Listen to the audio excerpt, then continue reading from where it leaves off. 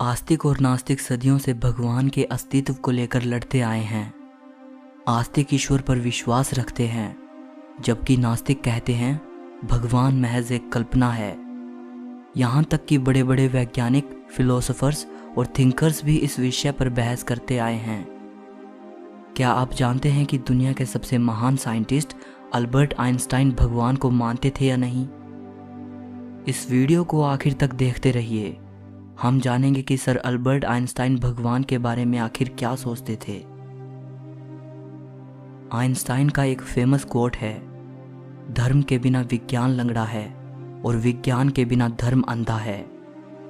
अगर आप आइंस्टाइन को उनके सिर्फ इस एक कोट के द्वारा जज करते हो तो आप पाओगे कि वो भगवान पर विश्वास करते थे।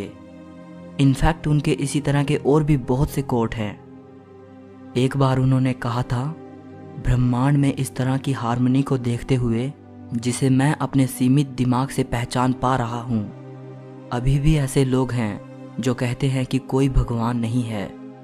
लेकिन जो बात मुझे गुस्सा दिलाती है वो ये कि वो अपनी बातों को साबित करने के लिए मेरा उदाहरण देते हैं। एक बार आइंस्टाइन ने कहा था, मैं जानना चाहता हूँ भगवान ने ये दुनिया कैसे बनाई। मेरी दिलचस्पी किसी इस या उस घटना को जानने में नहीं है, मैं भगवान के विचार जानना चाहता हूँ। यहाँ आइंस्टाइन की इन सभी बातों को जानकर आपको ये यकीन हो गया होगा कि वो नास्तिक नहीं हैं और भगवान को मानते हैं। लेकिन भगवान के बारे में उनके इन सभी स्पष्ट बयानों के बावजूद भी भगवान को लेकर आइंस्टाइन के दृष्टिकोण को समझना बेहद मुश्किल है। और आपको उनके ऐसे बयान भी आसानी से मिल जाएंगे जो उनको एक नास्तिक बनाते हैं। आइंस्टाइन के ऑटोबायोग्राफिकल नोट्स, जिसे उन्होंने 67 साल की उम्र में लिखा था, उसमें वो अपने बचपन को याद करते हुए लिखते हैं कि जब वो एक छोटे लड़के थे तो उनके माता पिता ने एक धार्मिक यहूदी लड़के को होस्ट किया था जो कि एक मेडिकल स्टूडेंट भी था। उसने आइंस्टाइन को यहूदी धर्म की शिक्षा दी और आइंस्टाइन को उनकी पहली साइंस बुक भी दी। वैसे तो आइंस्टाइन के माता पिता यहूदी थे, लेकिन वे यहूदी धर्म की परंपराओं को नहीं मानते थे।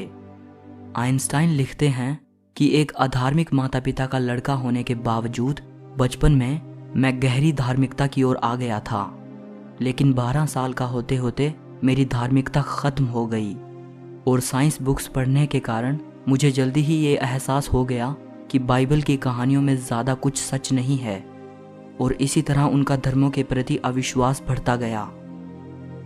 जर्मनी के एक फिलोसोफर एरिक गटकाइंड ने अपनी book Choose Life the Biblical Call to Revolt Einstein को पढ़ने के लिए भेजी थी। इस बुक में गटकाइंड ने यह दिखाने की कोशिश की थी कि यहूदी धर्म ही अकेला ऐसा धर्म है जो विज्ञान पर खरा उतरता है, और यहूदियों की बाइबल ऐसी धार्मिक किताब है जिसकी बातें वैज्ञानिक हैं। आइंस्टाइन ने अपनी मृत्यु से 1 साल पहले 3 जनवरी 1954 को गटकाइंड की बुक के जवाब में उनको एक पत्र लिखा, जो कि आगे चलकर भगवान का पत्र नाम से मशहूर हुआ। आइंस्टाइन का लिखा ये पत्र कुछ साल पहले 20 करोड़ 38 लाख रुपए में बिका। इस पत्र में आइंस्टाइन लिखते हैं, मेरे लिए भगवान कुछ भी नहीं बल्कि इंसान की कमजोरी से पैदा हुआ एक शब्द है। बाइबल आदरणीय तो है, लेकिन प्राचीन बचकानी कहानियों से ज़्यादा कुछ भी नहीं। कोई भी व्याख्या, चाहे वो कितनी ही गूढ़ क्यों ना हो, इस बारे में मेरे विचार नहीं बदल सकती। मेरे लिए यहूदी धर्म भी दूसरे सभी धर्मों की तरह सबसे बचकाने अंधविश्वासों से पैदा हुआ धर्म है। सो दोस्तों, आप आइंस्टाइन की भगवान को लेकर इन 2 अलग अलग बातों को कैसे देखते हो? एक जगह वो भगवान को स्वीकार कर रहे हैं और वहीं दूसरी तरफ वो भगवान से इनकार कर रहे हैं। एक्सपर्ट्स कहते हैं कि जब आइंस्टाइन अपनी राइटिंग्स में भगवान का जिक्र करते हैं तो उनका मतलब आस्था के प्रतीक किसी ईश्वर से नहीं होता, बल्कि भगवान की अवधारणा का जिक्र वो एज अ मेटाफोर करते हैं। मतलब जब आइंस्टाइन भगवान की बात करते हैं तो उनका सिर्फ ये मतलब होता है कि हमारा ये ब्रह्मांड एब्सोल्यूट परमानेंट नियमों के तहत काम कर रहा है। इसे थोड़ा अच्छे से समझ लेते हैं। आइंस्टाइन का एक वाक्य है, वे कहते हैं कि जब मैं किसी थ्योरी को समझने की कोशिश करता हूँ तो मैं अपने आप से ये पूछता हूँ, कि अगर मैं भगवान होता तो क्या मैंने ब्रह्मांड को इसी ढंग से बनाया होता। यहाँ आइंस्टाइन इस बात की ओर इशारा नहीं कर रहे हैं कि ये ब्रह्मांड किसी सर्वशक्तिमान ईश्वर ने बनाया है, बल्कि वो साइंटिफिक थियोरीज को समझने की कोशिश कर रहे हैं कि ये ब्रह्मांड कैसे काम करता है। एक इटालियन व्यक्ति जिसका नाम जोसेफ था, वो न्यू जर्सी में एज अ एक्सपेरिमेंटल मैकेनिस्ट काम करते थे। उन्होंने अपने आप को नास्तिक घोषित किया हुआ था। एक न्यूज़ रिपोर्ट ने आइंस्टाइन को पारंपरिक धार्मिक इंसान कह दिया था और जोसेफ इस बात से बेहद नाराज थे। 22 मार्च 1954 को उन्होंने इसी बात का जिक्र करते हुए आइंस्टाइन को एक लेटर लिखा। 24 मार्च 1954 को उनके लेटर का जवाब देते हुए आइंस्टाइन ने कहा, सच ये है कि मेरे धार्मिक विश्वासों के बारे में आप जो कुछ भी पढ़ते हैं वो एक झूठ के अलावा कुछ और नहीं। एक ऐसा झूठ जिसे बार बार योजनाबद्ध तरीके से दोहराया जाता है। मैं दुनिया के किसी पंथ या धर्म के व्यक्तिगत ईश्वर पर विश्वास नहीं करता और मैंने कभी इस बात से इनकार नहीं किया, बल्कि हर बार और भी जोरदार तरीके से इसकी घोषणा की है। तो क्या इन सब बातों के बाद आइंस्टाइन को नास्तिक कहा जा सकता है? नहीं। जर्मन पोएट जॉर्ज सेल्वेस्टर द्वारा पब्लिश किए गए एक इंटरव्यू में आइंस्टाइन ने साफ तौर से कहा, मैं नास्तिक नहीं हूं। अब सवाल ये उठता है कि वो भगवान पर विश्वास भी नहीं करते और खुद के नास्तिक होने से भी इनकार कर रहे हैं। तो फिर नास्तिकता और क्या है? जो ईश्वर को नहीं मानता वही तो नास्तिक होता है। दरअसल आइंस्टाइन पर्सनल गॉड पर विश्वास नहीं करते थे और अपने आप को एग्नोस्टिक और रिलीजियस नॉन बिलीवर कहते थे। मतलब ऐसा इंसान जो धार्मिक तो है पर भगवान पर विश्वास नहीं रखता। पर्सनल गॉड के बारे में उन्होंने कहा था, मैं ऐसे ईश्वर को तवज्जो नहीं दे सकता जो हम इंसानों जैसी ही अनुभूतियां करता हो और गुस्सा, अहंकार और नफरत जैसी तमाम बुराइयों से भरा हो। मैं बार बार कहता रहा हूं कि मेरी समझ से पर्सनल गॉड का आइडिया बिल्कुल बचकाना है। आप मुझे एक एग्नोस्टिक कह सकते हैं, लेकिन मैं नास्तिकों के उस दिग्विजयकारी उत्साह में भाग नहीं लेना चाहता जो नौजवानों से उनके धार्मिक विश्वासों को छुड़वाने के लिए किसी भी हद तक जाने को तैयार रहते हैं। बाबा आइंस्टाइन की इन सभी बातों के बाद आप ये कह सकते हैं कि ना तो वो सच्चे आस्तिक थे और ना ही घोषित रूप से एक नास्तिक ही थे। लेकिन इसका ये मतलब बिल्कुल नहीं है कि अपने नज़रिए में वो स्पिरिचुअल नहीं थे।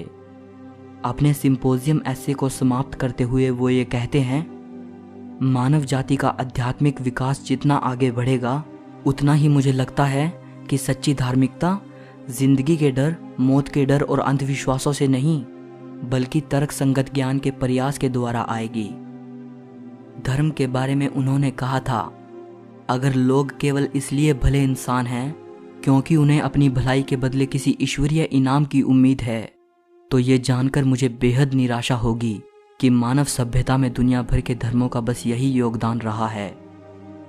ऐसी कोई चीज़ ईश्वर कैसे हो सकती है जो अपनी ही रचना को पुरस्कृत करे या फिर उसके विनाश पर उतारू हो जाए।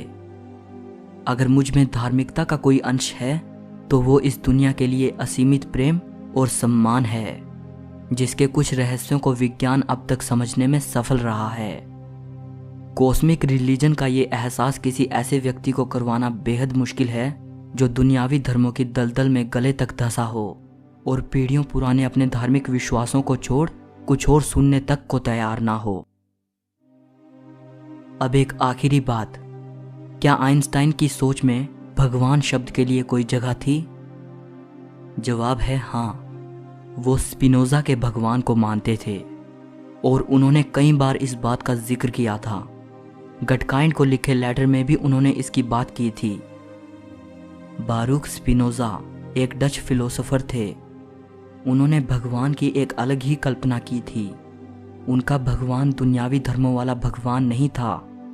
स्पिनोजा किसी पर्सनल गॉड या सर्वशक्तिमान ईश्वर में विश्वास नहीं रखते थे जो किसी बड़े से सिंहासन पर बैठा हुआ दुनियावी कामकाजों को देख रहा है और अपने ही बनाए गए प्राणियों के बारे में फैसले ले रहा है, बल्कि स्पिनोजा का भगवान प्रकृति की खूबसूरती के लिए जिम्मेदार है और प्रकृति में ही मौजूद है। सो इस वीडियो के लिए इतना ही।